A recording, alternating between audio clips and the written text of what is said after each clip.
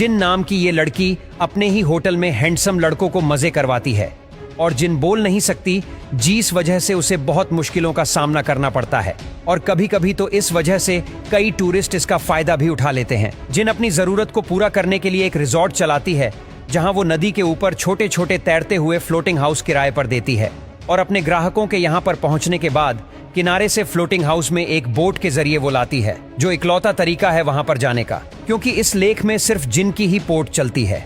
इन floating house में लोग कुछ दिनों के लिए छुट्टियां मनाने या फिर मछलियां पकड़ने आते हैं। जिन अपने कस्टमर को उनकी जरूरत का सामान भी बेचती है, जिससे उसके पास कुछ पैसे आ जाते हैं। एक दिन ह्यून नाम का लड़का वोटिंग हाउस में रहने के लिए आता है। वो अपने लगेज के साथ एक बर्ड भी लाता है, जिन उसे एक येलो कलर का फ्लोटिंग हाउस रहने के लिए देती है। फिर रात में जिन तैयार होकर अपने कस्टमर के पास जाती है जिन्हें कॉफी चाहिए थी। वो कस्टमर कॉफी लेते हैं। फिर उनमें से एक आध में जिनकी मंजूरी लेकर उसके साथ रूम में इंटीमेट होता है और जिनको कुछ सामान देता है। फिर वो जिनका मजाक बनाने लगता है और कहता है कि तुम कुछ बोलो, पर वो गूंगी होती है इसलिए वो कुछ बोल नहीं पाती। वो आदमी जिनके मुंह पर कुछ पैसे मारता है जो पानी में गिर जाते हैं, वो उसे उठाकर रख लेती है और घर में जाकर उन भीगे हुए पैसों को सुखाने लगती है। और जिस आदमी ने जिनके मुंह पर पैसे फेंके थे उसके ऊपर बहुत गुस्सा करती है कि वो उसे ऐसे ही नहीं छोड़ सकती। उधर ह्यून जो फ्लोटिंग हाउस में रहने आया है वो काफी दुखी होता है। दरअसल ह्यून की बीवियों से धोखा देकर किसी और से प्यार करती है। इस बारे में जब ह्यून को पता चला तब उसने गलती से अपनी बीवी का खून कर दिया और ह्यून पुलिस से बचने के लिए यहाँ पर रहने चला आया। अगली सुबह जिन बोट लेकर फ्लोटिंग हाउस में जाती है और फ्लोटिंग हाउस को साफ करने लगती है, तब ह्यून खाली समय में तार की मदद से झूला बनाता है।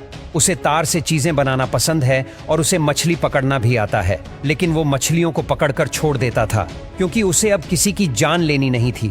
कुछ देर के बाद जिन फ्लोटिंग हाउस के पास आती है और उसके बर्ड्स को खाना खिलाने लगती है, तब ह्यून उसे अपना बनाया हुआ झूला देता है क्योंकि उसकी वजह से उसकी जान बची है। ऐसे ही कोई दिनों तक ह्यून जिन से मिलती है।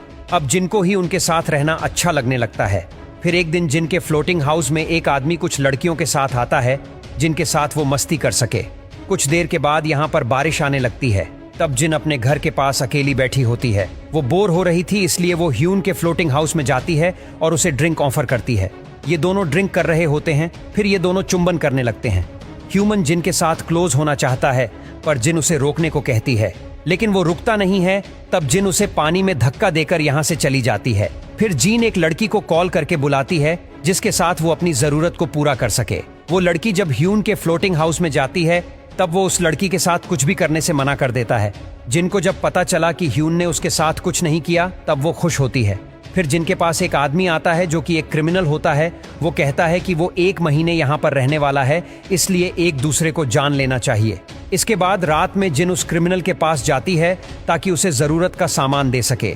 फिर वो जिन के साथ क्लोज होता है और जाते समय जो सामान जिन्हें दिया था उसके पैसे देकर वहां से चला जाता है।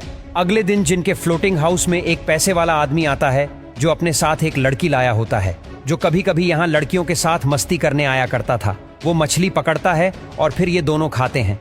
उसके बाद पैसे वाला आदमी लड़की के साथ मस्ती करने चला जाता है। कुछ देर के बाद पुलिस यहाँ पे आती है जो कुछ मुजरिम की तलाश में थे जो यहाँ छुपे हो सकते हैं। एक क्रिमिनल जो यहाँ 1 महीने के लिए रहने आया था, वो पुलिस को देखकर घबरा जाता है। पुलिस वाले उसके पास आकर उसकी आईडी मांगते हैं, पर वो क्रिमिनल अपना सामान लेकर यहाँ से भागने की कोशिश करता है। जब एक पुलिस ऑफिसर उसे रोकने आता है तब वो उसे चाकू मारकर पानी में कूद जाता है, लेकिन बाकी अफसर उसे पकड़ लेते हैं और फिर उसे बोट में बैठाकर और लोगों की तलाशी शुरू करते हैं। ह्यून देखता है कि पुलिस वाले उसके ही पास आ रहे हैं, तो वो समझ जाता है कि वो बचने वाला नहीं है। इसलिए वो मछली पकड़ने वाले कई सारे हुक को अपने मुंह में डालकर खुद को खत्म करने की कोशिश करता है, जिसमें ह्यून को बहुत ज्यादा दर्द सहना पड़ता है। तभी जिन भी वहां पे आ जाती है और उसे इस हालत में देखकर समझ जाती है कि उसने पुलिस के डर की वजह से ऐसा किया है। जिन ह्यून को पानी में डाल देती है और जब पुलिस वहां पे आती है तब उन्हें सिर्फ जिन दिखती है। उन्हें लगा कि यहाँ पर जिन के अलावा कोई नहीं है, इसलिए पुलिस यहाँ से चली जाती है। तब जिन ह्यून को पानी से बाहर निकालती है और उसके मुंह से काफी खून निकल रहा होता है। जिन उसके मुंह से सभी हुक को एक एक करके निकालती है। फिर उसका ध्यान दर्द से भटकाने के लिए उसके साथ रहती है और कुछ ही दिनों में ह्यून ठीक हो जाता है। फिर जिन उस लड़की को और उसकी स्कूटी को बोट पे रखकर अपने फ्लोटिंग हाउस के पास ले जाती है। जिन उस लड़की की बॉडी को स्कूटी में बांधकर पानी में फेंक देती है, जिससे उसके बारे में किसी को भी कुछ पता ना चले। अगली सुबह जिन जब सो रही थी तब ह्यून उसका फायदा उठाते हुए जिन की नाव लेता है और यहाँ से जाने के लिए निकल जाता है। तभी जिन उठ जाती है और जाते हुए ह्यून को देखती है। वो उसे रोकने के लिए चिल्लाती है पर वो गूंगी है, इसलिए उसकी आवाज़ ह्यून तक पहुंचती ही नहीं है। तब जिन उसे रोकने की कोशिश में मछली के कई सारे हुक को अपने मुंह में डाल लेती है, जिस वजह से वो दर्द से चिल्लाने लगती है और पानी में गिरकर खुद को मारने की कोशिश करती है। ह्यून चीख सुनकर जिन को पानी में देख लेता है और उसे बचाने के लिए आता है और फिर उसे पानी से बाहर निकालता है। जिन के मुंह से खून निकल रहा होता है, ह्यून जिन के मुंह से हुक निकालता है और कुछ दिनों के लिए उनका ऐसे ही ख्याल रखता है जिसे जिन ने ह्यून का रखा था। ह्यून को एहसास होता है कि वो जिन से प्यार करता है और उसके बिना रह नहीं सकता।